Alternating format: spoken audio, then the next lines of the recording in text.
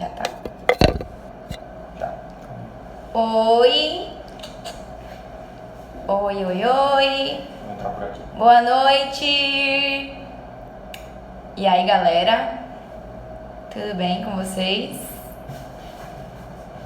Tô tão ansiosa e tão nervosa que eu tô calminha, por enquanto. Vamos esperar a galera chegar. Sejam todos muito bem-vindos. Queria mandar um abraço especial para minha equipe Ciclos, que está acompanhando essa nossa última live do ano. Estou aqui com o Daniel, com o Dodinho. Nós vamos fazer essa live com vocês. Daniel vai ficar anotando as perguntas aqui. Então... Ai, tá travando? Ana Raíssa disse que tá travando. Boa noite. Eu não comecei ainda, gente, porque eu tô só dando um tempinho pra galera chegar. Eu queria dizer pra vocês... Oi, Flávia. Oi, galera. Eu queria dizer pra vocês que eu estou muito ansiosa, muito. Eu tô, assim, com sensação de prova oral. Eu passei o dia hoje bem, assim, refletindo o que é que eu ia falar com vocês, o que é que vocês esperavam. Eita, eu tô vindo aqui. O que é que vocês esperavam ouvir. Passei uma semana bem refletindo mesmo sobre o que eu iria falar, sobre a metodologia, sobre a minha trajetória. Tem tanta coisa pra dizer e ao mesmo tempo parece que não tem muita coisa, né? Vocês sabem que minha trajetória ela foi um pouquinho mais curta e eu fiquei refletindo sobre o que é que vocês iriam, assim, precisavam ouvir, buscavam ouvir na live. E aí eu fui buscar, né, a resposta em Deus, né? Eu, essa semana, andei batendo papo com Ele, me perguntando e trocando uma energia boa também no Instagram para saber realmente o que eu poderia fazer, né, durante essa live de hoje, durante essa hora que a gente vai passar juntos, para poder ajudar mais, para poder auxiliar mais essa caminhada de vocês. E aí eu resolvi falar um pouquinho sobre a minha vida, né? Eu já comecei essa parte, tá, gente? É a mais sensível.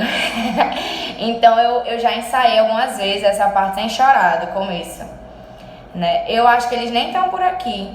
Avisa aí, Daniel, pra eles que a gente já começou. Meus pais vão assistir a essa live, então eu já tava falando com eles. É que eles não sabem usar muito bem, mas meu pai sempre tá presente aqui nas lives dos outros coaches, não é possível. Mas, enfim, vai ficar gravado, tá? Depois, então vai ficar no YouTube e também aqui no Instagram do Ciclos. Mas eu queria, já posso começar, né? Posso começar já a falar. Então, eu resolvi que o tema da live vai ser a minha vida mesmo. Que bem se acha, né? Mas eu resolvi falar com vocês sobre como tudo aconteceu, como as coisas foram surgindo na minha vida, as oportunidades, como Deus foi me guiando até a DPU, como as pessoas foram importantes para essa conquista da minha vida, porque atribuir essas vitórias, essas conquistas a uma pessoa, ou a metodologia, ou a autor, ou a qualquer outra coisa, seria reduzir muito a importância dessa conquista para mim e para as pessoas mais importantes da minha vida, que são os meus pais. Então, essa história que eu vou contar para vocês hoje é uma história que não é minha.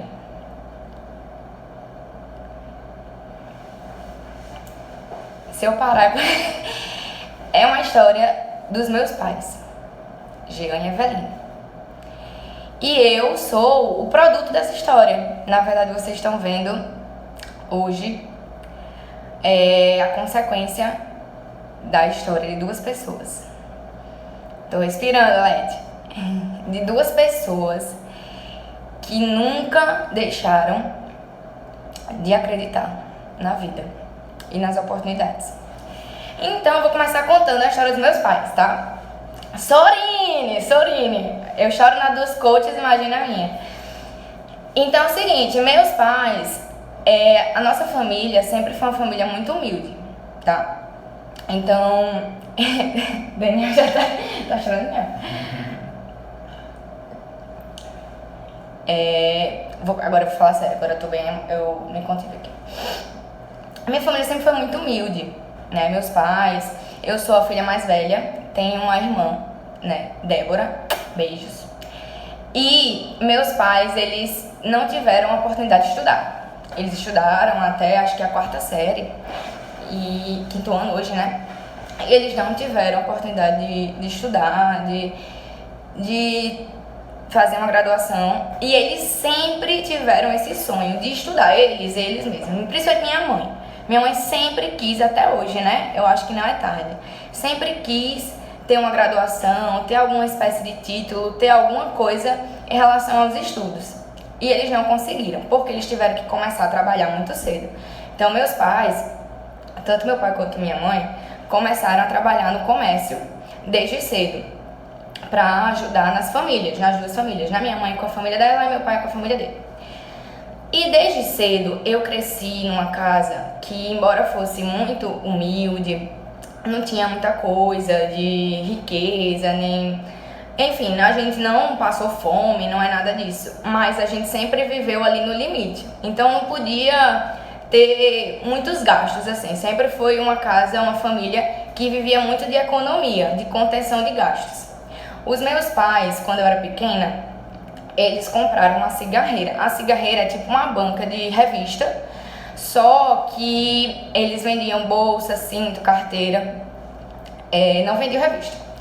E aí eles começaram nessa cigarreira juntos, né? Teve um período antes, mas eu vou começar a contar disso. E aí eles começaram a trabalhar e tudo mais. Eu, quando criança, estudei, né, na adolescência, nas melhores escolas de Natal, né, no Rio Grande do Norte. E aí vocês podem estar se perguntando como é que isso é possível, né? Pessoas que têm uma família, que são de uma família humilde, que não tem tantos recursos, e eu tive uma das melhores educações que alguém poderia ter, porque os meus pais, eles deram nó em pingo d'água mesmo, para que eu pudesse estudar. E eu sempre presenciei dos meus pais esse sacrifício.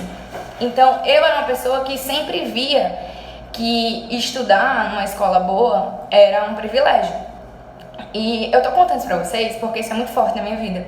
Eu sempre olhei o estudo, e até hoje vejo como um privilégio, porque os meus pais sempre consideraram isso uma coisa muito relevante, uma coisa muito custosa para eles.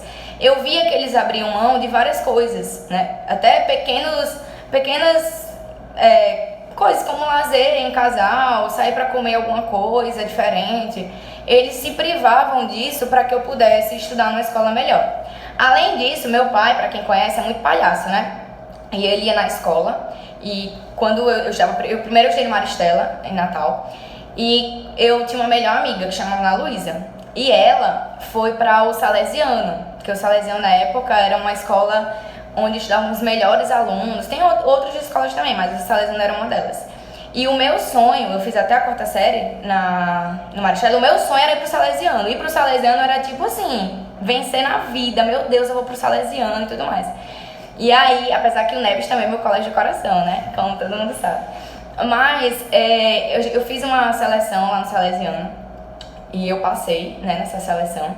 Só que os meus pais não tinham condições, né, de pagar o colégio, era bem caro e tudo mais.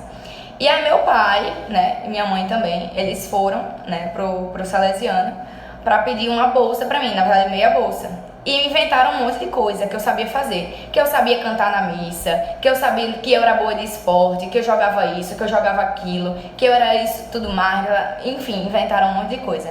Resultado dessa história, eu consegui essa bolsa de 50% de desconto, consegui ir pro Salesiano, mas eu tive que fazer um monte de coisa que eu não sabia. Exemplo, cantar nas missas de domingo. Então eu cantava nas missas de domingo para umas senhorinhas lá no Salesiano, com Arão, né, que era tecladista, Arão, professor de música. E assim, não era nada dessas coisas que meu pai dizia, mas assim, esse é só um exemplo de como eles assim faziam de tudo para que as coisas acontecessem na minha vida em termos de educação. E com o tempo eu fui criando uma necessidade, uma responsabilidade natural de premiar aquelas duas pessoas. o meu objetivo de vida era fazer com que eles enxergassem que aquilo que eles estavam fazendo tinha um retorno, tinha um objetivo. E todos os dias eu me esforçava e ia para a escola e estudava, porque eu queria que os meus pais tivessem orgulho daquilo que eles estavam construindo, daquilo em que eles acreditavam. E meu pai tinha uma frase que ele sempre dizia: um dia, que ele chama de camelô, né? Quem tem esse negócio de cigarreira, banca de revista e vende essas coisas. Vocês conhecem? Eu acho que algumas pessoas conhecem esse termo, camelô. Ele sempre dizia pra mim: um dia a filha do camelô vai virar doutora. Ele sempre dizia essa frase: um dia a filha do camelô vai virar doutora. Ele sempre dizia sempre isso. E ficava martelando isso na minha cabeça. Enfim, esse foi o pontapé inicial, né? Essa foi, durante toda a minha vida, a minha maior inspiração, a minha maior motivação, né? As pessoas perguntam muito: qual era a sua verdadeira motivação? O que é que fazia você estudar tanto?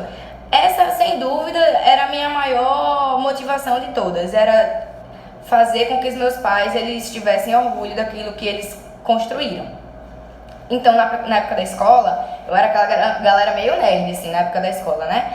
Que ficava competindo por nota. Lá no Salesiano tinha umas premiações de melhor aluno do ano, melhor aluno disso, daquilo. Então, eu sempre ficava me esforçando para que eles tivessem orgulho de mim. E aí também, o meu pai, ele levava as minhas provas quando eu tirava mais que 9,5. Mais que 9,5, 9,5 ou 9,8 ou 10, eram essas 3 notas. Ele levava pra cigarreira dele. Olha aí, maninha. Calma que agora eu me desestabilizei. E ele levava pra cigarreira dele, pra colocar na banca lá, pra mostrar pro pessoal na rua, né? Minha filha tirou nota tal na prova de matemática, na prova X e Y e tudo mais. E agora nós vamos pra outra etapa, senão eu vou morrer. Daniel já tá brincando que eu tô chorando muito? Eu trouxe um lencinho aqui. Enfim, esse é o começo da história. Deixa eu me reparar um pouquinho. E depois disso, os meus pais, eles entraram em contato com uns tios meus que tinham uma família assim, que tinha mais condições de investir em educação, que investiam muito nos meus primos. Eles conheceram um negócio chamado Kumon, eu não sei se vocês conhecem, que é um método japonês de matemática.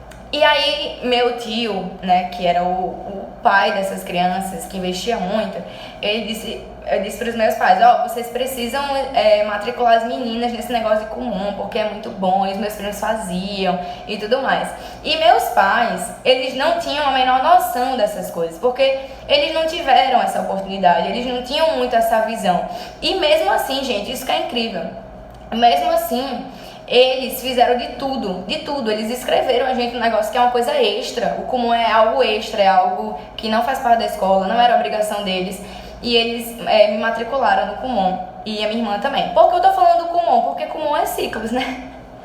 O Kumon foi o meu primeiro contato com metodologia. Foi a primeira vez em que eu comecei a estudar com método. E qual foi a importância do Kumon na minha vida? Se alguém aí tiver filho, se alguém aí tiver criança e tudo mais, eu aconselho muito, né, a fazer o Kumon. Porque o Kumon, embora seja de português, matemática, é uma metodologia, é um método de estudo, né, oriental, em que a criança aprende, o adolescente aprende a ter certa disciplina no estudo. Então, a entender a importância de todos os dias separar um tempo para estudar, seja segunda, terça, quarta, quinta, final de semana, feriado. A gente tinha até uma musiquinha junto com os primos sobre o Kumon.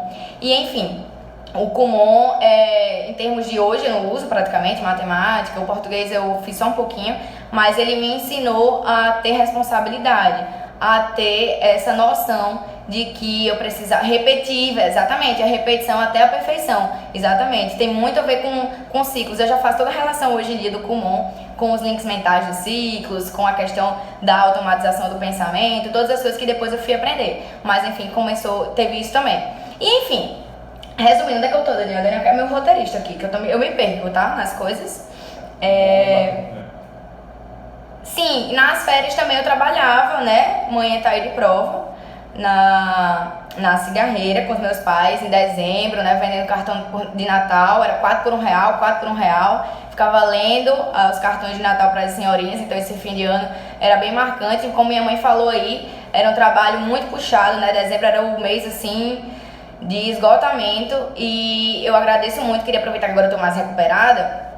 Queria agradecer aí publicamente aos meus pais, né, por terem renunciado a várias coisas da vida deles para que eu pudesse estudar, para que eu pudesse crescer, para que eu pudesse hoje ser defensora pública. Então, se hoje eu sou alguma coisa nessa vida, tudo eu devo aos meus pais, tudo.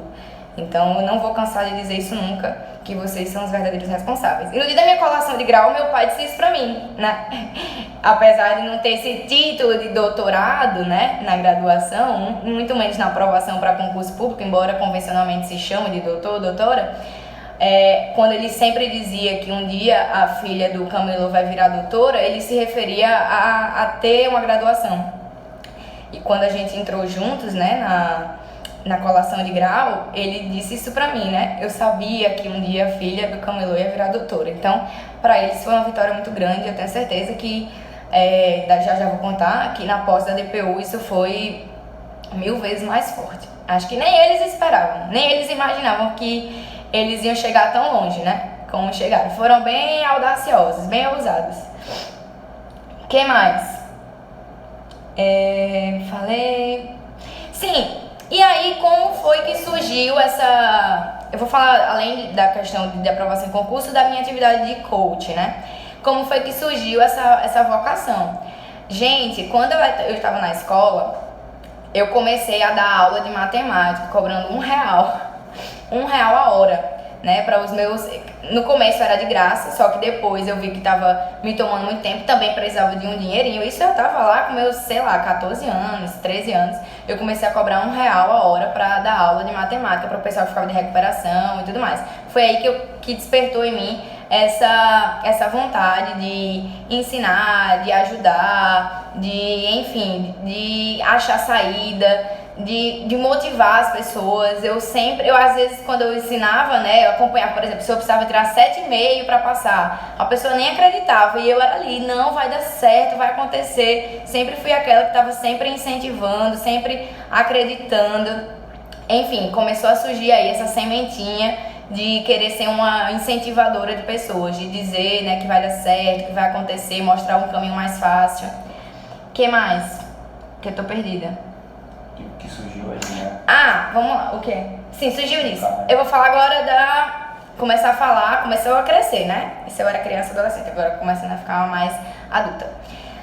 Então, depois da escola, quando chegou no terceiro ano, eu fui prestar vestibular, escolhi a área de Direito, né? Porque eu queria ser juíza.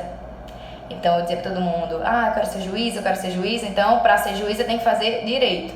E aí eu comecei a estudar, e estudei muito. Como eu sempre fui boa aluna, as pessoas acreditavam muito em mim. Não sei se isso acontece com alguns de vocês, né? De ter uma expectativa, uma pressão muito grande. Então essa questão dos meus pais também, isso acabou sendo uma pressão pra mim, né? Que eu criei, né? A gente pode até falar sobre isso daqui a pouco.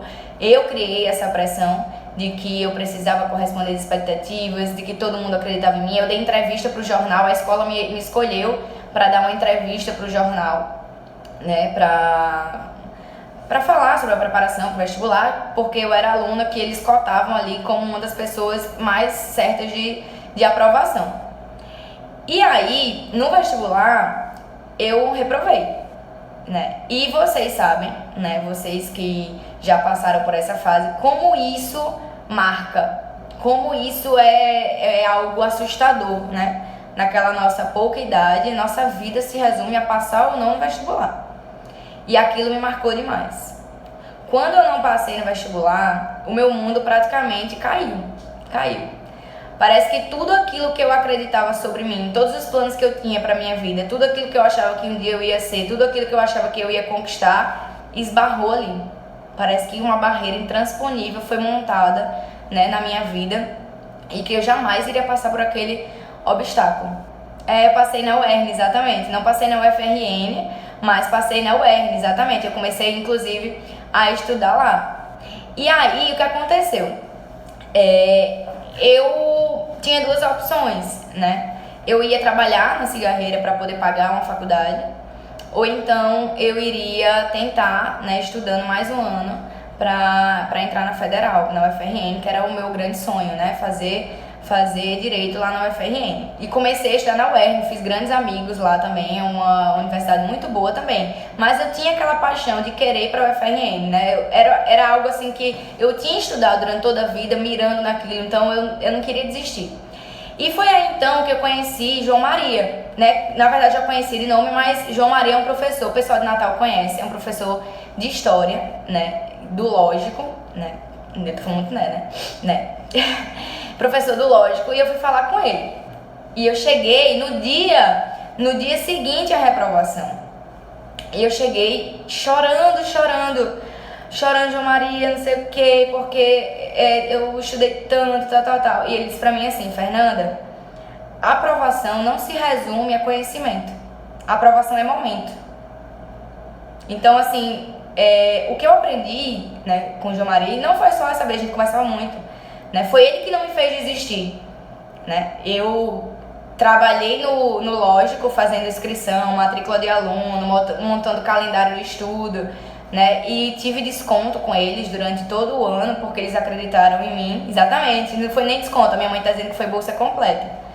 Me deram bolsa no lógico para que eu pudesse estudar, para que eu pudesse tentar mais uma vez. E foi a grande chance na minha vida. E eu agarrei aquilo de um jeito que eu acho que nem só comparado ao estudo de prova oral mesmo, foi o quanto eu estudei naquele ano. Porque, e isso eu vou falar com vocês no final, sobre criar disciplina, né? A primeira coisa é ter um propósito. Gente, para estudar, tem que querer muito, tem que querer demais. Então, para passar em concurso, para passar em qualquer coisa, a primeira coisa é ter um propósito, ter um objetivo fixo, ter um sonho. E eu tinha esse objetivo nesse ano muito forte, ainda mesmo com pouca idade, que era passar nesse vestibular. E assim, uma das maiores emoções da minha vida foi quando saiu o resultado. E olha que eu nem tô falando do resultado da DPU. Foi quando saiu o resultado do vestibular. Que eu tava, inclusive, no carro com os meus pais. E eu tinha uma promessa com Deus. Eu disse assim: Deus, quando eu passar no vestibular, eu vou oferecer todo o resultado, todo o resultado a você. Eu disse isso a Deus. E eu disse a ele que eu ia cantar uma música. No dia da aprovação do vestibular, eu disse que eu vou cantar uma música em homenagem a você, porque você foi quem me sustentou durante todo esse ano, depois dessa reprovação. E a música era aquela de Padre Marcelo. Eu tô só com a música da DPU. Qual é a música do vestibular? Não é Tudo Posso, não. Cadê, manhinha? Você sabe. Eu tô com a música do Tudo Posso, que é a música da DPU. Do meu estudo pra DPU. Enfim, é outra música. Não te conhecia. Ai, não. Não é Padre Marcelo, não, que eu tô dizendo. Não é Padre Marcelo, não. É de Padre Fábio. Como é, gente, aquela música de Padre Fábio? Ajuda? Calma, vou lembrar. Toda hora. Isso. Cadê? Quem disse? Babi. Essa mesmo. Exatamente. Eu dizia, todos os dias eu dizia Deus. Exatamente, tudo é do Pai. Tudo é do Pai, exatamente. E todo dia eu dizia, eu dizia pra ele que eu ia cantar. Tudo é do Pai, toda honra e toda glória, é dele a vitória alcançada em minha vida. Isso, manhinha, exatamente. E aí, quando não saiu o resultado do vestibular e eu tava meio nervosa, todo mundo na expectativa, eu disse, não, vamos pra casa, eu não quero mais ficar esperando. E aí a gente entrou no carro. Quando chegou no carro, meu pai ligou a rádio. Quando ele ligou, menino, sei exatamente onde eu tava. Quando ele ligou o som, tocou essa música, exatamente essa música, na hora que ele ligou, né? Quando eu ouvi, eu disse, eu passei, eu tenho certeza que eu passei. Tenho certeza, não tenho nenhuma dúvida, não precisa nem olhar o resultado. Pode começar a chorar, porque é uma realidade, já aconteceu.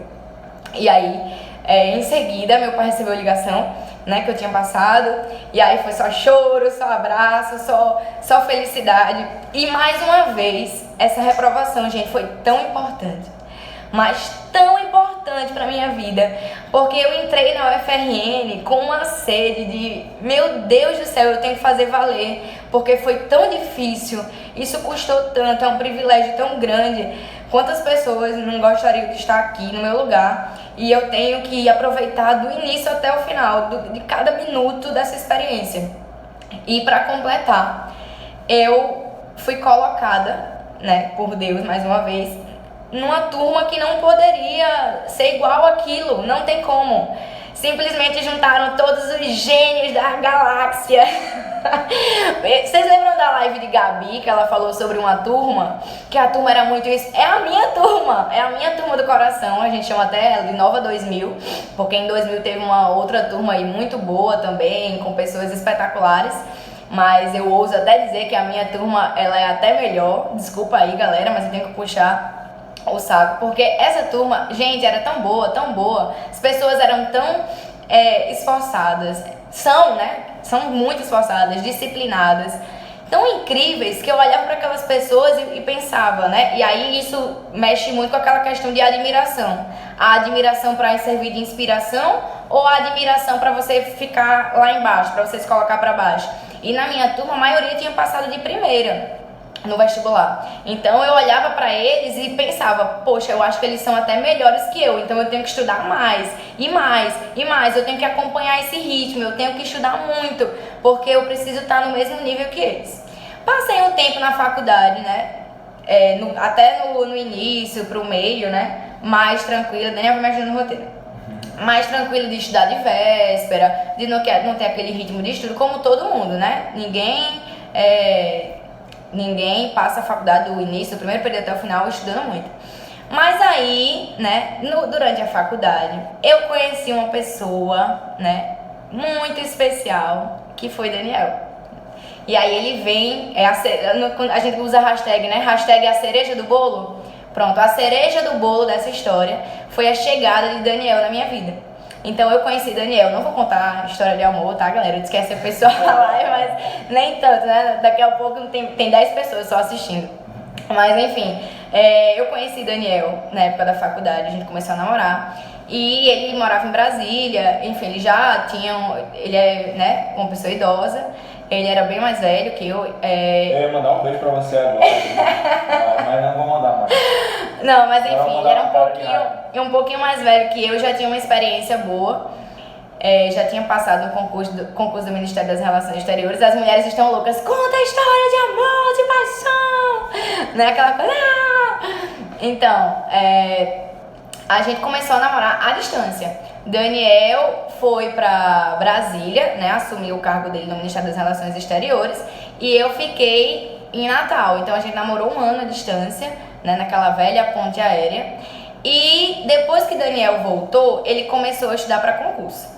E aí ele começou a estudar para concurso. E foi essa disciplina dele, estudava muito. Gente, ele estudava muito. Daniel estudava tudo que eu nunca tinha estudado na vida, esse menino estudava. E eu, como ótima companheira que sou, comecei a inventar coisas para estudar, para fazer companhia para ele. Então, por exemplo, eu estava lá no meu 6º período da faculdade, né? E não tinha muita coisa para estudar, assim, não tem grande volume, não tem muita coisa. Mas eu ia estudar com ele no final de semana, e no carnaval eu não viajava, eu ficava com ele estudando, montava um cronograma para mim, não nada de ciclos ainda, tá? Como é? Daniel era o sucesso do momento. Chamavam ele de geleia real. Bem rodadinho em Natal, viu? Tem 12 ex-namoradas. Para as mulheres aí que são ciumentas, eu digo a vocês que a melhor coisa do mundo é a pessoa ter tido 12 ex-namoradas. Porque é tanta ex-namorada, você não consegue nem criar o ciúme, porque tem que difundir. Então, qualquer pessoa que eu encontro na rua, no shopping, lá em Natal, eu pergunto, aí ele diz, minha ex-namorada. Eu já desisti, né, gente? Porque não tem como dar conta de 12 ex-namoradas. Fosse pelo menos uma pra ficar focando ali, ainda dava. Mas 12 eu já pedi arrego aí, dá não. Aí, que exagero não. É verdade, 12, o pessoal aí conhece, sabe. Passou o rodo, verdade. Carnatal, essas coisas. Na cidade que tem carnatal, não pode ser diferente. E enfim, voltando, né? Você só gosta da cachorrada, né? É só essa parte que todo mundo gostando dessa parte toda. Mas o que é que eu tava falando, hein? Agora eu peguei também. E... Desconcentrou, né, Você tava Petinha? voltando, né? Porque eu tava estudando, você tava... Sim, aí lembrei. Idades e tal. Aí Daniel tava estudando e eu não tinha o que fazer, e aí eu comecei a acompanhar o estudo dele. Então quando ele ia estudar, eu ia também, quando ele estudava, eu ia também. Aí essa parte até ele queria contar pra vocês, mas eu vou contar, né? Conta aí. Eu comecei a fazer prova de concurso e estágio. Tipo assim, eu não queria o estágio, mas eu ia fazer a prova só pra ver se eu tava bem. Aí assim, ia ter uma prova de estágio do TJ tal daqui a 50 dias. Aí eu fazia um cronograma pra estudar para as provas de estágio, só pra ficar estudando mesmo e fazer a prova. E ficava, inclusive, competindo pra ver como é que eu tinha ido, corrigindo as questões. Gente, o amor, né, faz tudo. E o que aconteceu? Quando eu estava no meu 6º período, saiu o concurso de técnico legislativo do Senado Federal. E aí esse concurso, para quem conhece, é um concurso super, hiper, mega concorrido, tipo super. E eu estava em dezembro, mais ou menos nessa época, eu acho, se eu não me engano, gente. E faltam mais ou menos assim uns 50 dias para a prova do Senado. E Daniel já tinha dito, esse ano não vou pra veraneio, não vou pra casa de praia, vou ficar na biblioteca estudando. Eu, ai, que máximo, eu vou também. E aí eu peguei e inventei de fazer essa prova do Senado. Comprei uma apostila no valor de R$ 69,90. Lembro demais que eu comprei essa apostila. E foi aí que começou a surgir a ideia de FUC, né? Que eu percebi que o negócio dá certo, de ficar revisando pelo mesmo lugar. E aí eu comecei a estudar na biblioteca, né, da UFRN com o Daniel. Gente, a gente era tão animado, exatamente, o BCZM, tão animado, a gente fazia programação. Aí como eu tava de férias, né, a gente podia ir pro cinema direto, tinha pipoca doce, tanta coisa boa, tanta coisa positiva. Por que eu tô falando isso? Porque tudo é uma questão de como a gente enxerga. Agora, no final do ano, por exemplo, né, que muita gente fica cabisbaixo, fica desanimado pra estudar, é só uma questão. Daniel, qual Daniel? O meu, gente? Daniel Arraes. Daniel Dutra é outro Daniel. É outro coach, né? E a gente fica tão cabisbaixo, tão desanimado, né? Porque tem tanto evento, tanta coisa. E às vezes é só uma ótica, né? Eu vou ficar sem trabalhar, por exemplo, pra quem trabalha, vou ter mais tempo pra estudar, mas tem todas essas festas de fim de ano. Dá pra fazer tudo. Se tiver disciplina, né? Como o Guilherme falou aí, disciplina é liberdade, verdade. Se tiver disciplina, dá pra fazer tudo. Se souber colocar energia em cada coisa, na hora de estudar pra valer. Na hora de ter lazer pra valer. Então, isso é o que faz a diferença. Então, esse ânimo, essa vontade de estudar, de cumprir as metas, tudo isso depende muito da nossa ótica. A gente precisa ir mudando a forma como a gente enxerga as coisas, né? E com o tempo, a gente vai aprimorando essa técnica de saber olhar para as coisas certas. O que é que eu tava falando que eu me perdi? Essas dicas eu vou dar no final pra vocês. O ano que aconteceu, eu não sei. 2012. 2012. Sim, aí, eu estudei durante esse tempo pro Senado. Eu estudei o quê? Letra da lei e essa apostila. Gente, eu li essa apostila umas 30 vezes, sem brincadeira. Sem brincadeira, era o dia inteiro. Eu não aguentava mais. Era aqueles comandos de informática, Ctrl+C, Ctrl não sei o que, tudo eu sabia tudo. De ficar repetindo sempre a mesma coisa. Não assisti nenhuma aula, não comprei nenhum outro material, nada, somente isso. E eu lembro lembra aquele dia da entrevista que saiu? Não sei quantas mil pessoas em Brasília fazendo cursinho pra esse cargo, porque pagavam muito bem, né? Era, sei lá, não sei. 13 mil reais pra técnico, então era um salário enorme. E aí eu lembro que eu fiquei super assustada quando eu vi a concorrência. Meu Deus do céu, eu acho que eu sou louca, como é que eu sou sem noção, o meu nome é sem noção. Como é que eu acho que estudando somente esses dias, por um material super restrito, uma apostila velha que eu comprei de R$69 e um Vale Meco, eu vou conseguir ser aprovado num concurso desse? Enfim, fui fazer. Aí Daniel sempre me tranquilizando, né? Calma, não é bem assim, tem muita gente que nem tá estudando, não sei o que, não pensa em concorrência, pensa só em você, o psicólogo. E aí, enfim, eu fui fazer a prova do Senado, né? E eu passei. Gente, ter passado nessa prova foi tipo assim, aquela coisa. Eu fiquei tipo assim, gente, eu não tô acreditando. Eu não acreditava. Quando saiu o resultado, eu achava que era tipo assim, uma pegadinha do malandro. E as pessoas na faculdade, todo mundo, né, Natália adora contar a história, Natália Trindade, que é coach dos ciclos, todo mundo vinha falar comigo, perguntando, e aí, qual o segredo? Qual não sei o que? Eu sei lá, minha gente, eu acho que tá errado esse negócio. E enfim, mas esse vai encerrar com Dorinha, eu acho que ele tá por aqui. Eu tô falando pra vocês sobre essa conquista, né, de técnico legislativo do Senado, porque ela foi muito marcante na minha vida. Porque toda vida que eu pensava em me sabotar mentalmente, você não é capaz, você não passa. Eu sempre ficava pensando, você não passou no primeiro vestibular, lembra? Você não é tão boa assim. Você tal, você é isso, aquele anjinho do mal, né? Falando. Aí o meu anjinho do bem dizia, mas você passou no Senado, mas você passou nisso, você só estudou não sei quantos dias, você conseguiu. Então, é normal que a gente tenha, né? Esse anjinho do mal dizendo que a gente não é capaz e um anjinho do bem dizendo ali que a gente já conseguiu isso, que a gente tem essa conquista, que a gente, quando a gente quer, a gente vai atrás, que a gente tem disciplina. Então, é importante que vocês consigam ouvir um anjinho do bem. Sempre ouvindo o anjinho do bem falando bem de vocês, tratando das coisas positivas, daquilo que vocês são capazes de fazer. Esse anjinho do mal, gente, se der liberdade, sério mesmo, ele é folgado. Se começar a dar liberdade pro anjinho do mal, ele toma conta que não sai nunca mais. Aí ele começa a impregnar na sua cabeça. Começa a tomar conta de você. O que é que você quer que eu fale? Porque tá só olhando pra mim. Tô vendo porque. Tá, esse concurso, só para que vocês terem uma noção, né? Esse concurso de técnico do Senado, eu fiz outro concurso de técnico que eu não passei, que foi o da UFRN, né? Até com menor número de disciplinas e menos concorrido. E eu fiz esse concurso da UFRN e eu não passei, né? Pra mostrar que concurso não é só conhecimento, concurso é momento, você tá na hora certa, no momento certo. Então, e não genialidade, né? Vocês já perceberam que de genialidade aqui não tenho nada. E tenho um prazer, o maior prazer do mundo é de dizer que eu não tenho nada de gênia, nada de muito inteligente, nenhum requisito a mais que vocês não tenham. Esse é o maior orgulho da minha vida, é ter passado num concurso sem o pré-requisito da genialidade em que eu acreditava tanto. E eu vou começar a falar sobre isso agora. Agora a gente vai começar a falar sobre a aprovação na DPU. Onde estamos? Sim, eu vou falar sobre o meu último período na faculdade, porque pode ser que tenha alguém na faculdade nesse período, né? Foi o que eu fiz pra OAB, né? Pra estudar pra OAB, eu estudei nada menos que 1 ano pra OAB. Por quê? Porque eu era doida, mais ou menos. Porque eu queria sair da faculdade com tudo pronto. Eu não queria deixar nenhum... O que é isso? Não foi chamada? Perguntou se você assumiu no Senado. Acho que não, eu acho que não fui chamada, né? Até a DPU não tinha sido, não. Não assumi no Senado.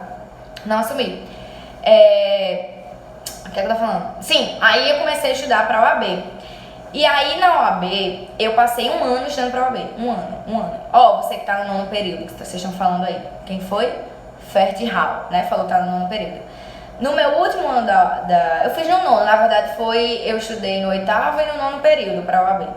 E aí esse ano que eu estudei, o meu objetivo não era passar na OAB. O meu objetivo era, eu tenho que sair da faculdade sem deixar nenhum buraco. Então eu peguei tudo aquilo que tinha no edital da OAB, por exemplo, e fui vendo tema por tema aquilo que eu tinha deixado pra lá. Então, empresarial foi mais ou menos, trabalho foi horrível, não sei nada. E aí eu fui tapando buraco ao longo desse período. Eu sabia que eu já tinha, eu tinha uma noção que eu já tinha um conhecimento suficiente pra passar na primeira fase da OAB. Mas mesmo assim, eu ia além. Eu acho muito, gente, importante para quem está na faculdade ter essa noção. Porque quando você sai da faculdade, você é simplesmente lançado no mundo dos concursos, para quem quer concurso público. E aí você se vê perdido.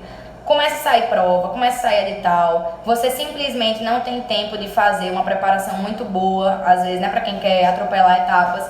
E eu já tinha feito todo esse trabalho na faculdade, porque eu tinha mais tempo, tava só com estágio, a pressão não era tão grande. Então, assim, peguei um período de tempo. Geralmente as pessoas estudam aí 5, 6 meses pra OAB, não é? Ou até menos, às vezes.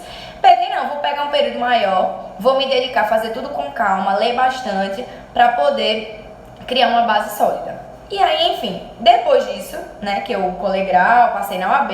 Sim, passei na OAB na primeira fase muito bem. Gente, aí eu me achei. Nossa, foi tranquilo, passei na primeira fase. O que foi que eu fiz na segunda fase? Não estudei muito. Sabe o que aconteceu? Quase que eu não passo na segunda fase. Eu acho que eu passei por 25 décimos, sem brincadeira, na segunda fase.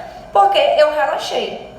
Eu achei que tava tudo tranquilo, eu achei que já tava tudo feito. Ah, já tá tudo ótimo, eu já tenho base, eu já é mais tranquilo do que eu pensava, não preciso estudar tanto. Quase que eu reprovo na segunda fase do AB. Isso pra dizer o que a vocês? Que não adianta, pelo menos pra mim é assim. Eu sou péssima de chute, péssima de fazer alguma coisa por feeling, por alguma coisa que... Eu tenho, minha única saída é estudar e estudar muito, muito. Se não estudar muito, pra mim não adianta, não dá certo. Cheguei na OAB, depois, vamos lá, então aí começou a minha preparação para concurso. Mas nessa preparação, a primeira coisa que eu escolhi foi a carreira. E aí muitas pessoas não sabem qual foi a carreira que eu escolhi, vocês sabem? Ah, eu falei no começo. Eu fiz para a segunda fase constitucional. Driel, um beijo! Tô magra? Eu vi que você disse que eu tava magra. Eu paguei você pra dizer isso. O que eu tava falando? Como começou a estudar? Sim, aí... Não, eu vou falar sobre o que eu queria. Eu queria, na verdade, a magistratura federal. E aí muitas pessoas perguntam como decidir o que quer fazer, como saber da sua vocação e tudo mais. Dodinho tá latindo ali. E eu decidi que eu queria ser juíza federal. Olha aí. Porque eu trabalhei 2 anos e um pouquinho, 2 anos e meio na Justiça Federal. 2 anos como estagiária e depois como conciliadora.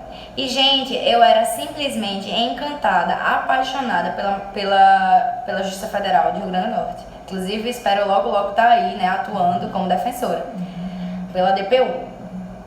E eu comecei a criar uma espécie de encantamento pelos juízes. Sabe quando você admira tanto aquela pessoa que ela vira pra você um meu Deus do céu? Sabe um meu Deus do céu? Tipo, meu Deus do céu, como é que uma pessoa é assim? Sabe tudo, não sei, a gente começa a endeusar. Foi isso que aconteceu comigo. Sem endeusa, né? O juiz sabe tudo, o juiz é isso, o juiz é aquilo, tem aquela questão da presença em audiência, e eu fazia audiência também com a e era uma mulher incrível, assim, sem comentários. Na verdade foram 2 inspirações pra mim, né? Um homem e uma mulher, mas com a mulher você sabe que o negócio é mais presente, né? Por eu ser mulher. Então, assim, eu comecei a criar aquela admiração sem tamanho. Só que foi uma admiração que foi me afastando daquele sonho. Por quê? Porque era algo em que eu colocava tanto a pessoa num pedestal que eu comecei a achar aquilo muito distante. Pra mim, na minha cabeça, não sei se vocês pensam assim, eu achava que algumas pessoas elas nasciam com pré-requisito de genialidade e outras não. E aí esses 2 grupos estudavam. E aquele grupo com pré-requisito de genialidade passava para a magistratura federal, enquanto o outro grupo estudava muito e não passava. Não só para a magistratura, como para vários concursos. E eu tinha essa visão de genialidade. Até que uma amiga minha, muito parecida comigo, inclusive ela ama sertanejo, né? Ela era servidora na época, eu era estagiária. E a gente conversava muito. Ela era muito assim, sabe? Como eu, desencanada da vida, bem tranquila, bem leve, bem próxima a mim. Então era algo real. Ela passou para a magistratura federal. Em pouco tempo, inclusive, estudando. E hoje é uma juíza maravilhosa, uma pessoa incrível. E aquilo foi assim, ó. Foi o estalo pra mim. Quando eu olhei aquela pessoa que era tão parecida comigo, que era tão assim pé no chão, e que ela tinha passado na magistratura federal, eu pensei, gente, será mesmo? Será mesmo que dá? Porque se essa pessoa conseguiu, e eu acho ela tão parecida comigo, teve um tempo que eu quis colocar ela também num pedestal, né? Mas depois eu fui buscando a minha mente pra ficar com o pé no chão também e servir de inspiração. E aí eu peguei e conversei com ela pra saber de dicas. Sim, aí foi isso que aconteceu no meu último semestre da faculdade. Eu saí conversando com todas as pessoas que vocês possam imaginar. Eu era batendo no gabinete de juiz. Oi, fulano e tal, tudo bem? Eu vim aqui falar sobre concurso, como foi que você estudou, como é, tal, alguma dica. Fui lendo alguns livros. Isso por quê? Porque Daniel já estudava pra concurso nessa época há 3 anos. Quanto tempo o quê, gente? Calma, não entendi. Daniel já estava para concurso há 3 anos e ele não tinha passado ainda. E eu comecei a ficar desesperada. Por quê? Porque como o Daniel, na minha visão, e ainda é hoje, né, era uma pessoa muito capaz e esforçada, o que é que estão perguntando quanto tempo? Ah, não sei. Eu acho que foi coisa de 1 ano antes de sair o concurso. Teve até um juiz que falou pra ela não fazer a prova, pra ela não se aventurar em fazer a prova, porque tava muito cedo. Aí ela já era servidora há um tempo, e aí estudou esse 1 ano e começou a fazer o concurso. Ela tinha tentado estudar antes, algumas vezes. Ela já tinha tentado estudar, parou, voltou, mas ainda não tinha realmente passado assim um tempo estudando de verdade. Deixa eu pegar esse pequeno aqui. Ai! Chegou. Dodge da mamãe. E o que eu tô falando? Toda perdida. Vocês perguntaram, eu me perdi. Aí você tava falando que tava conversando com o juiz. Sim, aí eu comecei Sim, não, porque Daniel, eu já admirava muito Daniel, como hoje admiro. E pra mim é uma das... Por isso que essa live aqui não é nada, viu, gente? Pra frente à live de Daniel. Vocês assistam a live de Daniel, que é topzera da galáxia. E eu comecei a me angustiar muito com Daniel, porque Daniel, ele estudava muito e ele não tinha resultado. Inclusive, o que me motiva até hoje, assim, a essência da motivação a ser coach é exatamente sanar essa situação, que foi a situação vivenciada por Daniel, que é estudar muito, investir muito tempo, investir sonho e ter pouco resultado, e ter pouco retorno.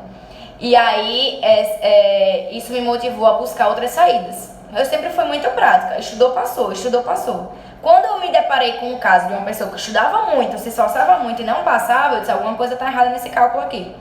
Alguma coisa não está encaixando.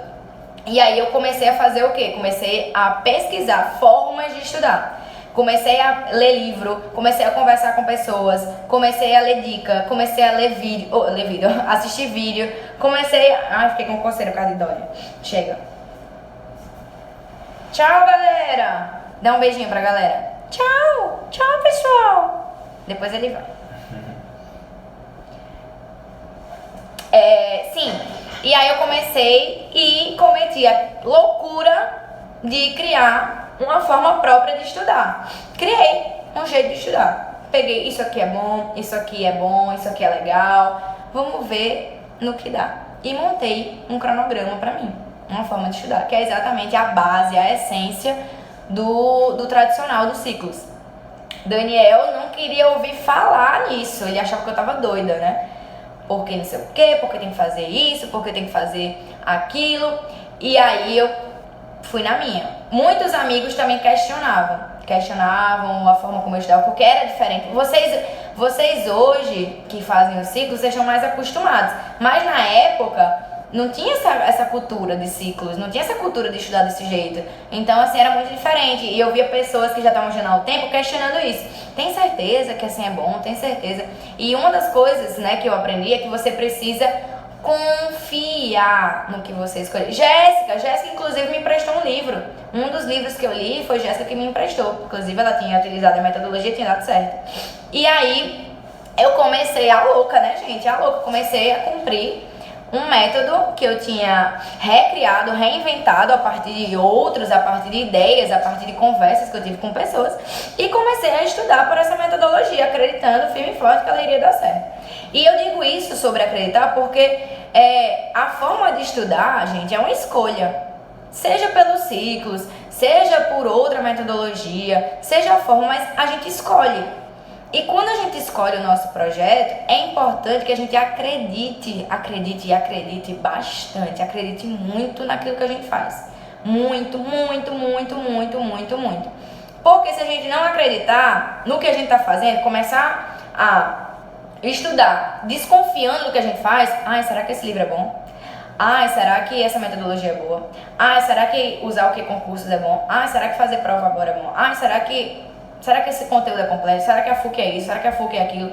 Se a gente começa a ser um grande questionador daquilo que a gente faz, depois a gente já tem escolhido, o questionamento, gente, tem que vir antes. Eu vou começar a estudar, beleza. Vou começar a estudar, então eu vou começar a questionar. Eu gosto muito quando vem questionadores para os ciclos, né? São os atendimentos que eu mais gosto de fazer, para mostrar todo o embasamento da metodologia e tudo mais. E aí, Haroldo que eu atendi, né, Haroldo? É importante no atendimento a gente falar sobre isso para fundamentar, para que vocês acreditem, né? na metodologia, naquilo que vocês escolherem. Mas, gente, depois que a gente pesquisa, conversa com as pessoas, depois que a gente escolhe uma forma de estudar, a gente precisa permanecer ali. E precisa acreditar. E eu repito, não só nos ciclos. Eu não tô falando de ciclos, eu tô falando de acreditar no projeto, acreditar naquilo que vocês planejaram. Então, 2018 tá batendo na porta. Esse é o momento de a gente questionar o que nós vamos fazer em 2018. Eu vou escolher isso, eu vou escolher esse material, eu vou fazer isso, eu vou fazer aquilo, eu vou fazer tantos ciclos, eu vou fazer essas revisões, eu vou fazer aquilo. Chegou em fevereiro, não é momento de ficar se perguntando: será que realmente eu deveria fazer isso? Será que não seria melhor assistir videoaula agora? Você já passou pelo processo de decisão. Decidiu que não deveria fazer aquilo. Por quê, gente? Porque isso dissipa muita energia. Muita energia. E tudo em estudo é energia. Tudo. A gente tem uma cota de energia diária, uma cota. E a gente precisa investir essa energia naquilo que nos interessa. Naquilo que nos traz um retorno. Quando a gente dissipa essa energia, no fim do dia, mesmo tendo aquela cota, a gente tem a metade, a gente tem um terço. E aí a gente diz: nossa, eu tenho 6 horas para estudar, ou 4 horas para estudar, e fulano também, mas ele faz bem mais que eu. Por quê? Porque eu estou dissipando energia durante todo o meu estudo. Eu estou dissipando questionando o que eu estou fazendo, eu estou dissipando conversando, eu estou dissipando no celular. Toda essa janela que dissipa energia, ela precisa ser fechada.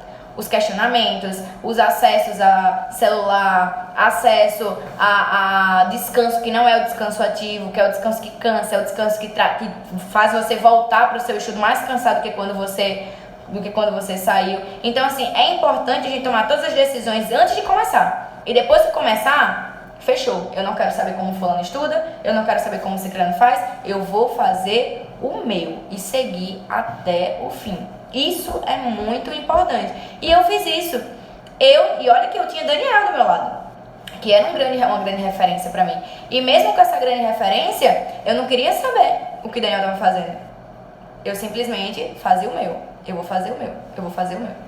Certo? E que mais? Quanto tempo eu estudava? Não sei. Né? Porque eu montei o meu cronograma. E assim, eu sempre tive um meio período, assim, em torno de 6 horas eu tinha para estudar. Nem sempre eu estudava 6 horas. Na verdade, em regra, eu estudava menos que 6 horas. Porque eu conseguia, ali, com a produtividade cada vez maior, né, cada vez melhor, estudar de forma mais eficiente. E aí eu encurtava o meu tempo, encurtava o tempo em que eu estudava. No começo, eu não estudava final de semana, não estudava no sábado. Comecei já no sábado, mais ou menos uns 4 meses depois, né, que eu comecei a estudar, fui incrementando.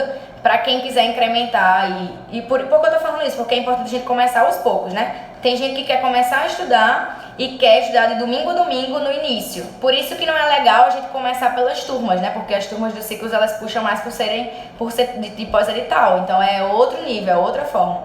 E o tradicional não, ele respeita essa evolução, respeita a evolução do corpo, né? Assim como a atividade física, né, Adriel? É importante que a gente saiba dosar, porque quando a gente não dosa, causa o pânico, né? Eu já passei por muitos momentos de pânico na atividade física, que é quando você, por minha culpa, tá, gente? Não por culpa dele. Mas você coloca muita coisa acima do que você consegue fazer, aquilo lhe causa pânico e você chega à conclusão de que você não é capaz de fazer aquilo. Eu não sou capaz de correr. Então, a minha meta, por exemplo, é correr 10 km. E aí eu quero no primeiro treino fazer 5 km, nunca corri. Aí eu chego no quilômetro 3, não consigo passar daquilo. E aí eu penso, poxa, não consigo nem fazer 5 quanto mais 10, é impossível fazer 10.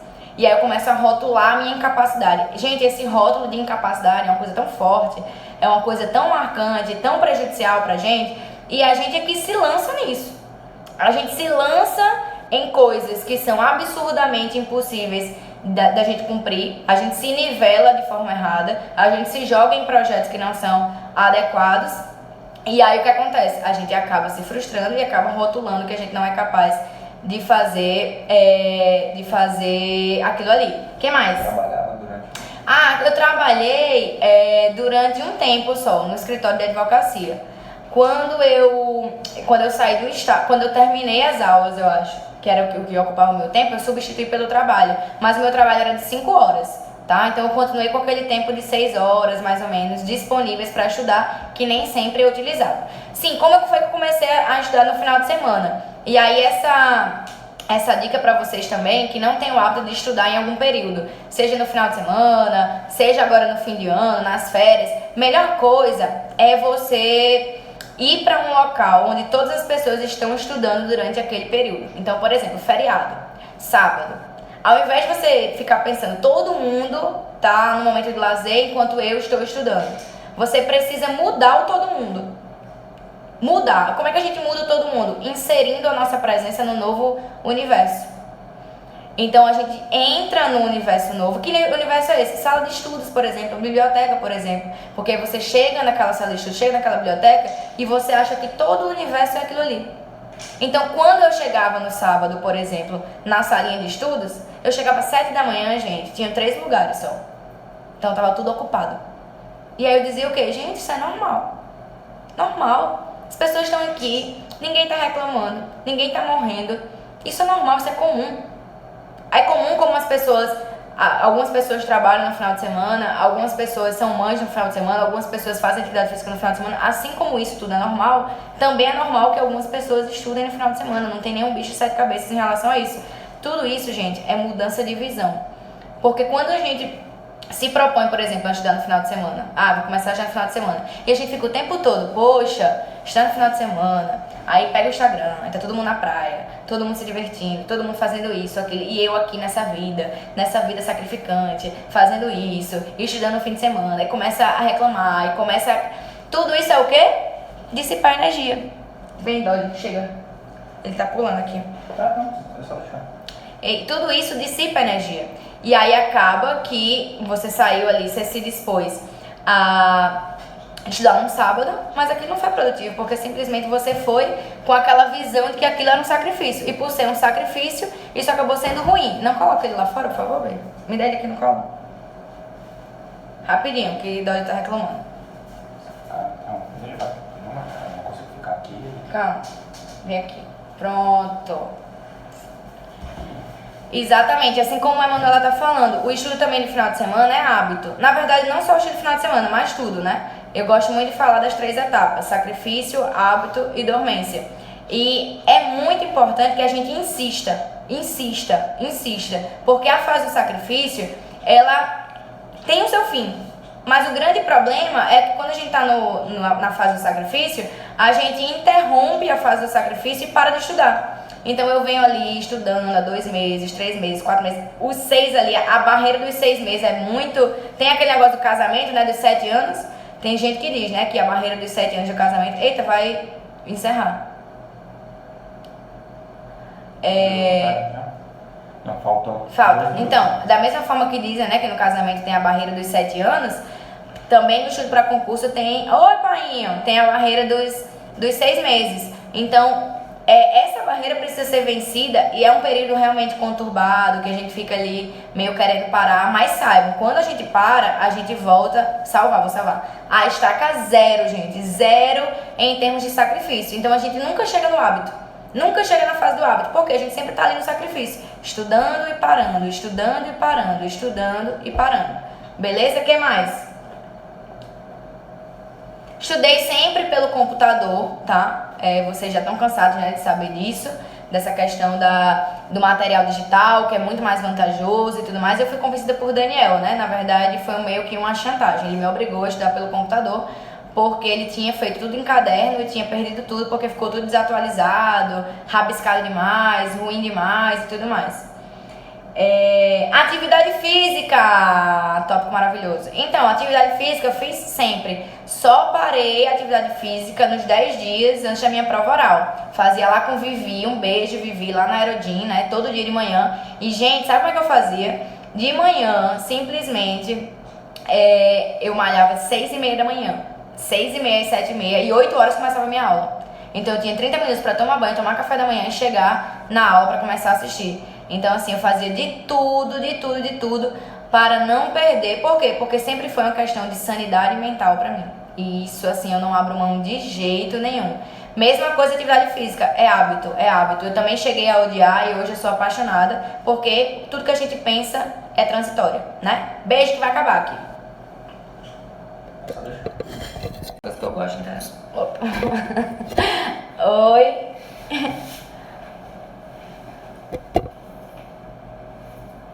Oi, galera. E a galera.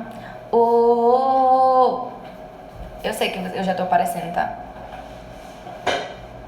Vamos cantar enquanto as pessoas não chegam?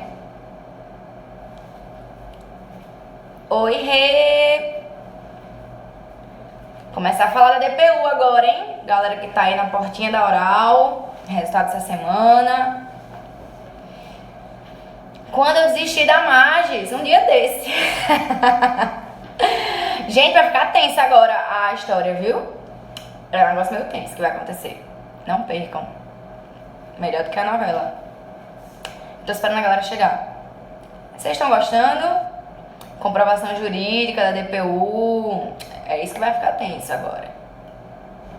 O que mais? Eu salvei, viu? Vai pro YouTube. Compartilhou também. Compartilhei.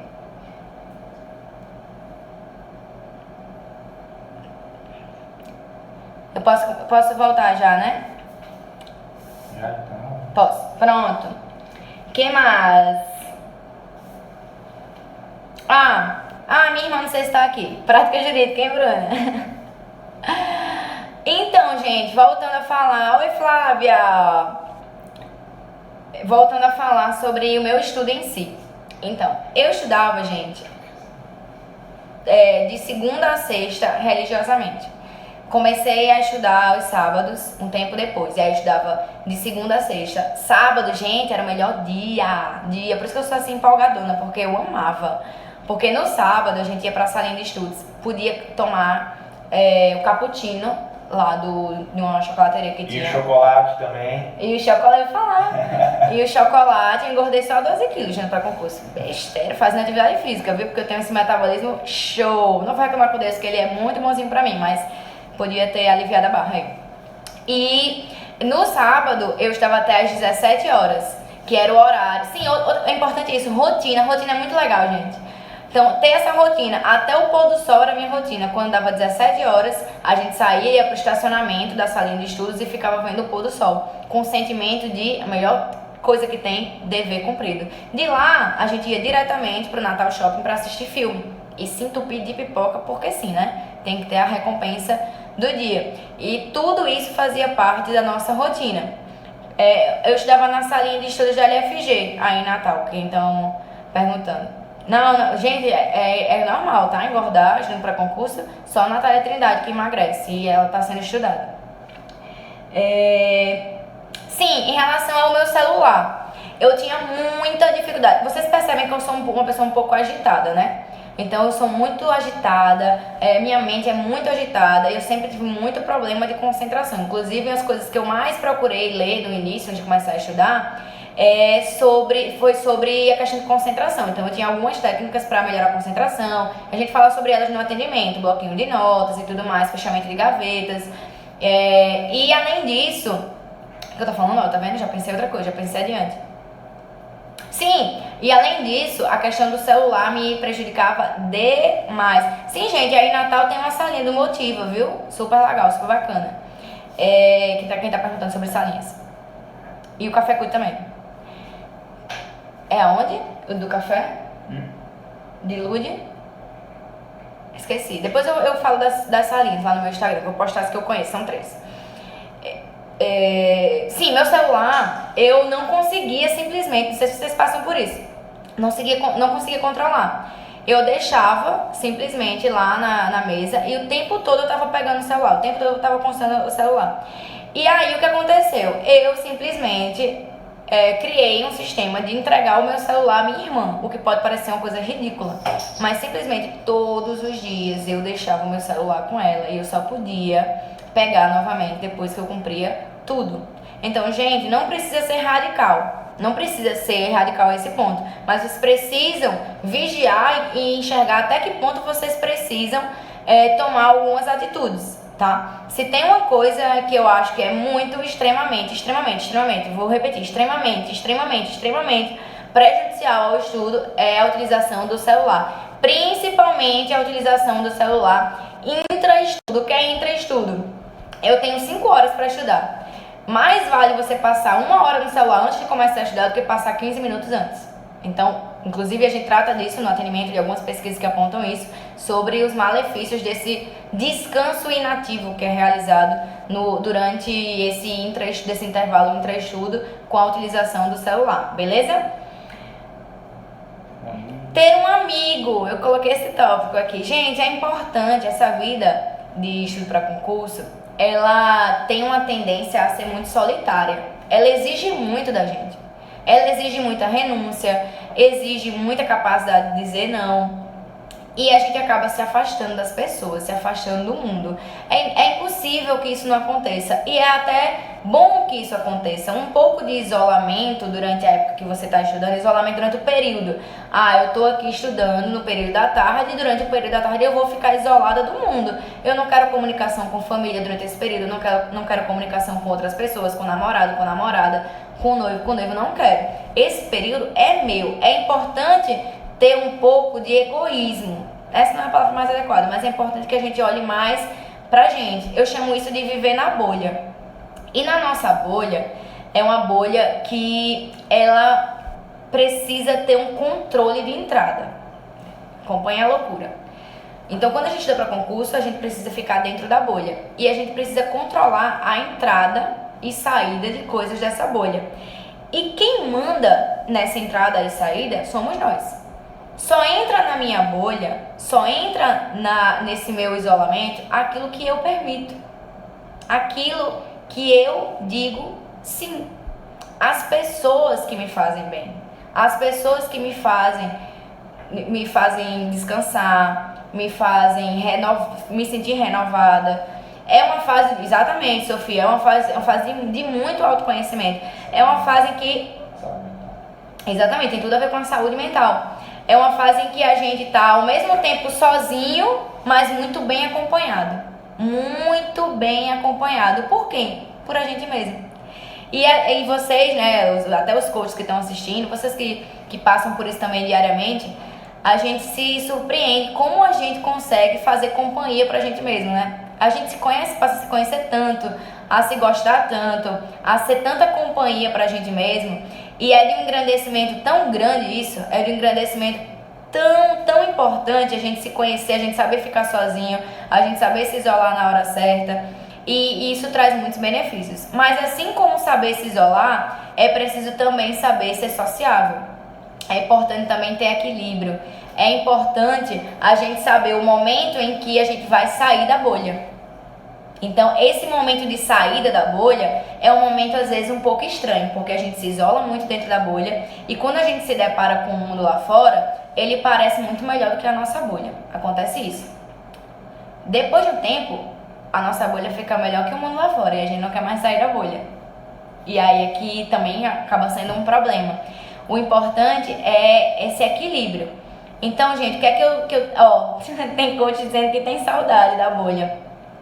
Mas essa bolha, ela só funciona se a gente tiver no comando.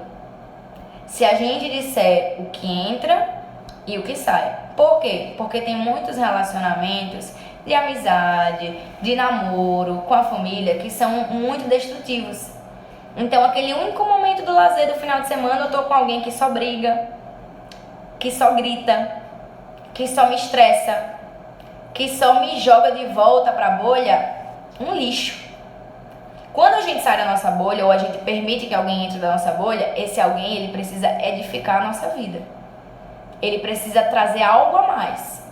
Ele precisa melhorar o meu status.